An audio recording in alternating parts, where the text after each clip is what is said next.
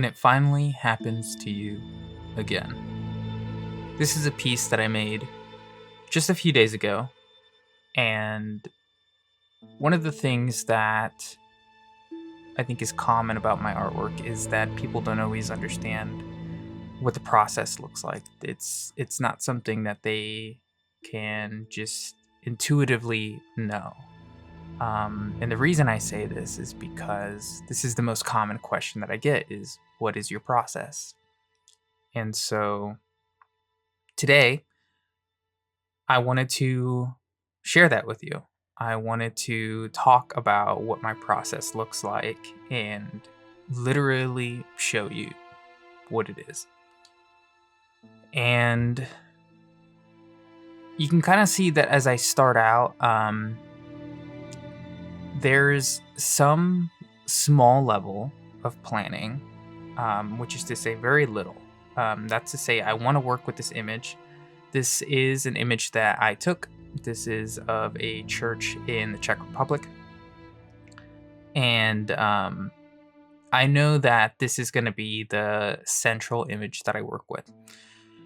And sometimes I struggle to exactly call what I do collage, because sometimes the work is kind of cobbled in there.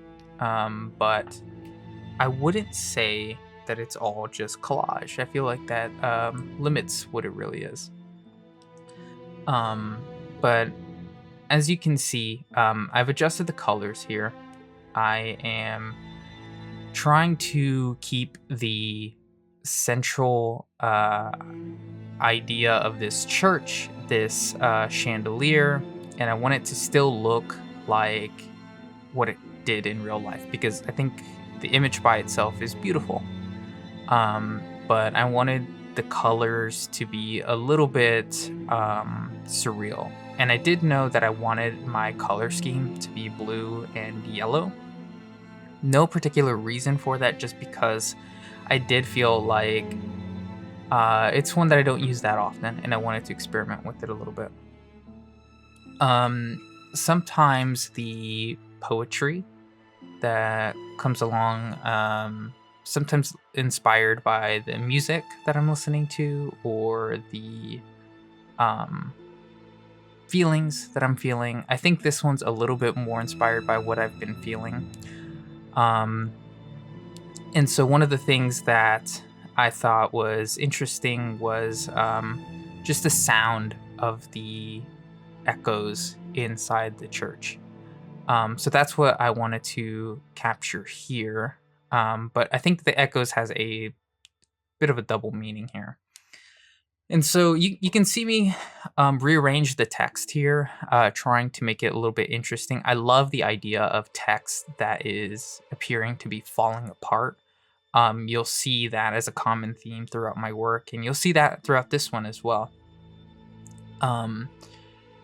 The other piece of text that is central to this is lost surrounds.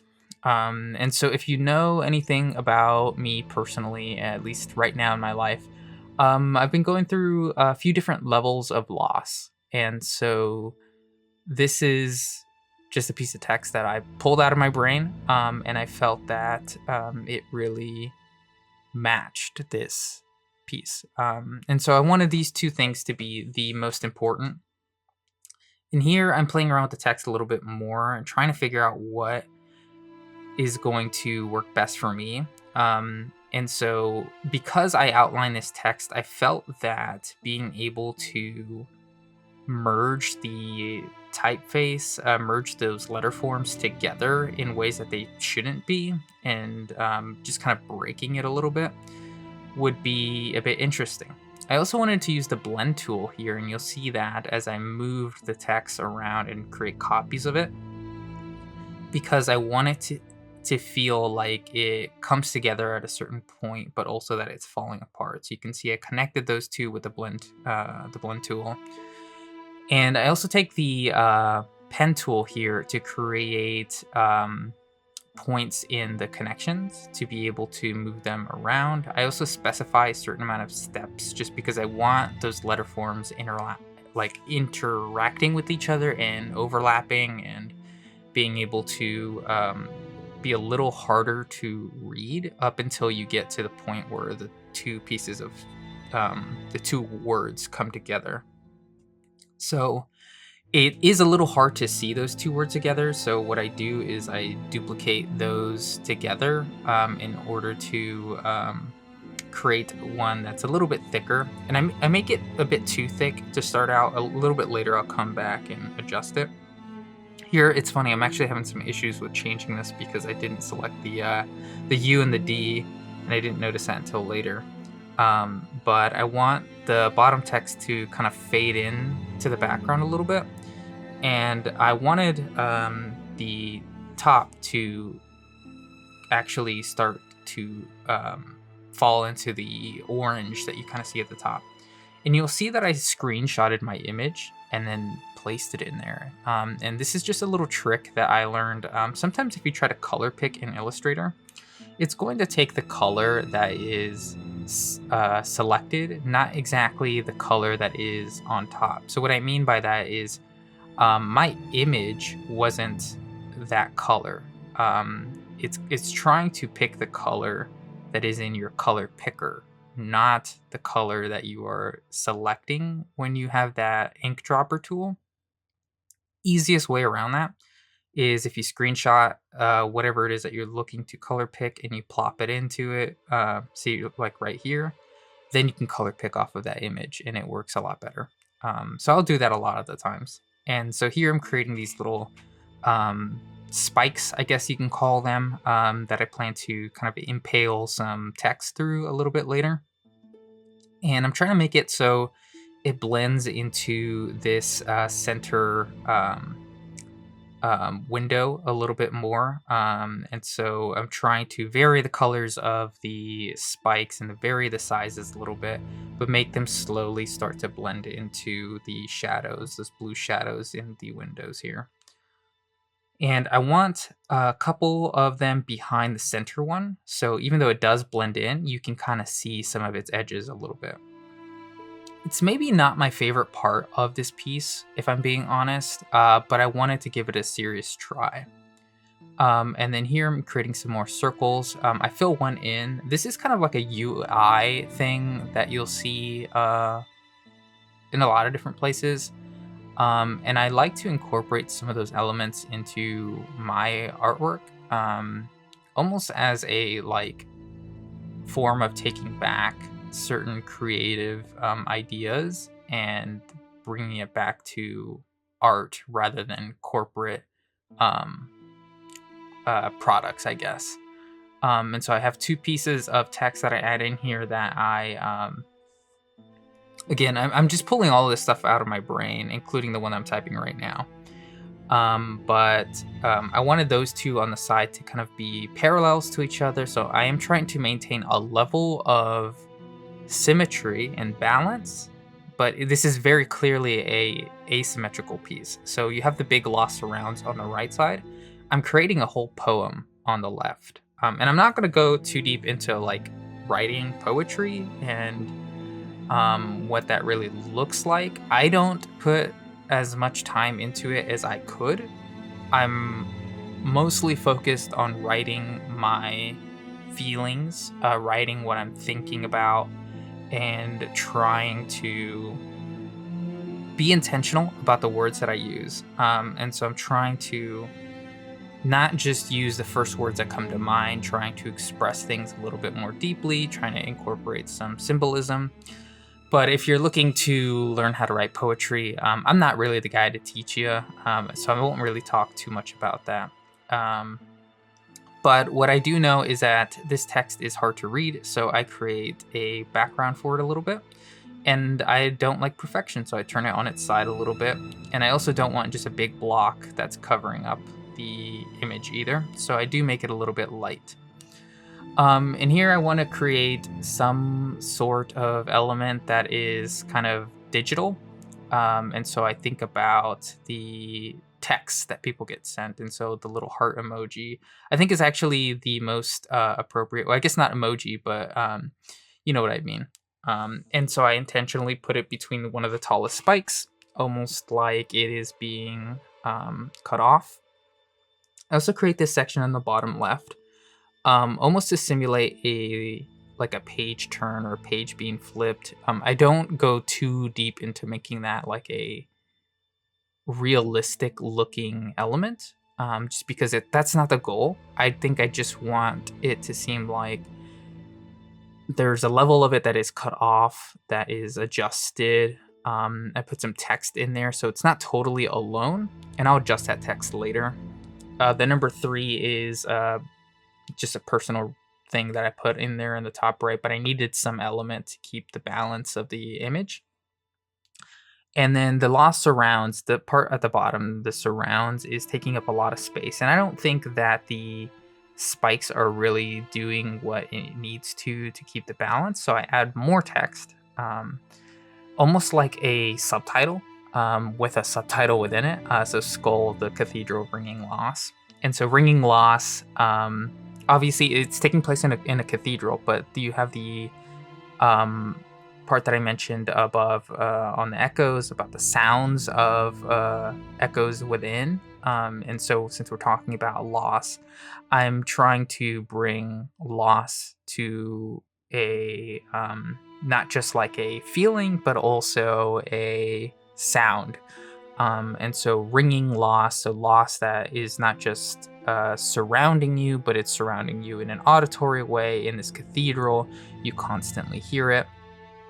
What I'm currently doing with the text right now is trying to cut certain parts of it. Some of these letter forms are a little bit harder than others, but I'm trying to take them and put certain parts behind the spikes and certain parts above. And it's kind of a tough thing to do. It kind of takes some practice to figure this out a little bit. Because I do mess up a few of them and then have to start over. So I think here I clicked on something that wasn't quite right and I needed to start it over. But the idea is that you take text, you create outlines out of them, and then you delete everything but the section that you want. And so here's where I realized I think I messed up a second time, because I needed one extra point beyond the spike. And so it's a little bit tougher when there's a hole inside the text because it creates that weird little section there. And so trying to figure out which points need to be connected and why, for some reason, it created them all to be round. Sometimes Illustrator will do that even if you're not interacting with those points. I also, again, try to add some of those levels of text falling apart with the loss. And I do try to be intentional about like the shapes of the letters and how they might land on each other. And I try not to let them exactly touch. I like to pretend like they have a big outline around them, because you don't necessarily need them to touch for it to feel like they're interacting. So whenever we get back over to that section that says loss, you'll be able to see that there's space between them, but it still feels like that O is sitting on one of the serifs of the L, and it's also sitting on top of one of the S's, which is then sitting on the next S. It takes me a little while to get all of this text balanced the way that I want to, where some of them looks impaled, some parts are above and below. The spikes are meant to look like they kind of weave in between the text a little bit. So you'll see me mess with this for a little while. So in the meantime, what I'll talk about is just how I work with some images. So I'm not very much a photo taker, but I try, especially if I'm ever on vacation to some place I'm not normally at, I try to take a lot of photos. But in general, I think I'm actually not a very good person at taking photos. I forget all the time. But I really try to take photos of environments, man-made or natural. I wish I took more photos of people because I often have to pull from free sources or sources where I've paid for a reference pack or something like that, or something that is copyright free, anything like that for people. If I ever want to incorporate people into my artwork, not all of the time. I do sometimes use my own photos, and I try to when I can, but I don't feel like I have enough. That being said, that this is why I take a lot of photos when I go on vacation and when I try to do stuff like that. It's I feel like you don't, or maybe it's just me. You don't really look at vacation photos all the time, especially of environments. At least later on. But I feel like this is one of the ways where I can bring meaning to some of those places by incorporating them in my art, because I only pulled 2 images for this. So that's why sometimes I say like collage doesn't feel like the right word for this type of artwork. The approach that I take for the person that I use in here, so it is from a reference pack. So it isn't one that I've taken myself. I just didn't really have something that I felt worked very well. And I try using this image here later on for texture. I end up removing it later because it just doesn't feel right. And that is part of the process. This is one of the pieces where I don't remove very much once I put it down. I'm playing with the blending mode to see if I can find something that I like, and I'm finding that like I don't like how it interacts with everything. So eventually I'll just apply it to the blue sides on the right. So I make a mask out of that in order to be able to apply that to that image. But it doesn't feel right to me. For the time being, I leave it alone and I'll come back and I'll get rid of it. But there are other pieces that I've made where I just pile on all kinds of stuff, and then eventually I'm just slowly picking through and removing pieces. And there's always a point where I will add certain elements, and when I start to remove other elements or play with blending modes, it starts to really mess with the color. It starts to really dramatically change the piece. And I always entertain the idea because there are times where I will start with something like this and then it ends being like bright green and pink, because what I will do is I will mess with the blending modes late into the session, and I'll find that there's just a better way to do what I was trying to do, and I like what has accidentally happened. And so those accidents, I'll entertain them. I won't shy away from playing with them, but also I'll try to have a little bit of bias towards what I was intentionally doing, because there are moments where I've had moments where I will mess with those blending modes, but then those blending modes will start to define the style of my work, and I don't like that. I want it to feel like I chose this intentionally, I did this intentionally. So I try not to let that run my style. I try not to let that be the defining factor.